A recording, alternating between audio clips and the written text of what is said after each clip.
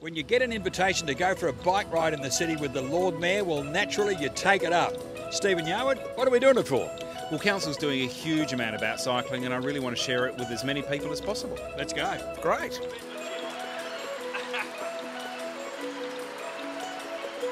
Well, you don't need to persuade me, Lord Mayor, because I do ride my treadly a bit around the city. It's a bit early to come in for breakfast at the time we do, but weekends, love it.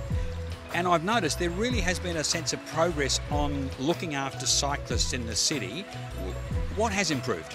Well, we really want to make sure that as many people can get in and out of the city every day, and everyone who's using a bicycle means one less car in your way if you do need to drive, which is a great outcome. And we've seen almost a doubling of the number of cyclists using the city in the last 10 years. But some fast facts, 33 kilometres of new bicycle lanes. In the city? In the city. I didn't even know there were 33 kilometres of roads, but over the last 3 or 4 years we've put in about 33 kilometres of bike lanes. We've got 3 kilometres of those beautiful green lanes, which make a lot more grip and really delineate between the cars. Well, we've noticed one in Hindmarsh Square, just outside the station, and it's really cleared things up. The cyclists know where to go, and so do the cars. And people are getting us really positive feedback, and it doesn't really compromise driving around the city, but boy, it makes riding around the city so much more effective and easy.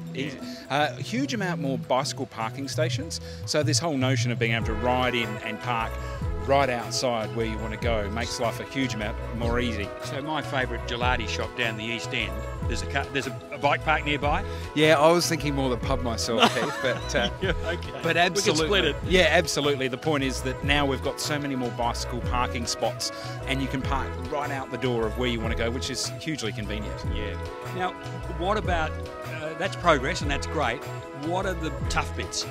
Oh, there's no doubt that when you're riding, often lanes stop, and so we've really been looking at those conflict points, those black spots, and introducing things called bicycle boxes or bike boxes. And you'll see them in Rundle Street where the cyclists can actually pull out in front so they can do the right-hand turn. Done it myself. I love it because, again, we all know where we are. Yeah, absolutely. And also, you know, just at various parts around the city where those squeeze points are, that I guess the council and the engineers have always said is a little bit too hard, we're sort of biting off those big challenges now and saying we need a fully integrated system. So we're pretty much at that point now. If you do ride through the city, your bicycle lane will pretty much never disappear. And of course then there's the parklands for when you want to get out amongst nature. Absolutely, and we're just about to finish an entire trail through the parklands. So you can now ride, well, you can actually ride almost infinitely through the parklands, noting that you're going to go around in circles all day. But the network in the parklands is now really fantastic, and I think people are starting to appreciate that more than ever. And we're nearly at 10,000 cyclists coming into the city every single day. What's your target?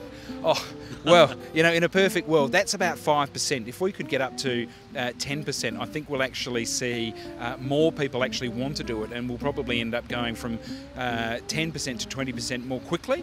But certainly if we got 20% more people using cycling, we'd actually have more car parking spaces available, freer cars, less congestion, and it's all about having that integrated transport system that makes coming into the city a really positive experience. Well, finally then, if you're going to commute to work on your bike, especially all seasons, you want an undercover spot for your treadly during the day. Absolutely. And two key elements to that is that our Adelaide City Council U-Parks, which are actually cheaper than most car parks anyway, also now provide safe storage for cycling, and so you can actually get in there, you can lock your bike up, you can lock your equipment up as well. But also in the new development approval process, any building, whether it be residential or in particular commercial, always has good, secure, safe storage. I know Santos is leading the way in that space, and all buildings now have showers and change rooms, etc. So it is easier than ever before, and if you're in a building, working in a building that's only 3 to 5 years old, I can guarantee that you have good, safe cycling storage and a place to change and get into your suit for the day. Well, thanks for the invitation. It's the first Lord Mayoral bike ride in my long history. Well, it's good to be out here, and I tell you what, it wakes you up, doesn't it?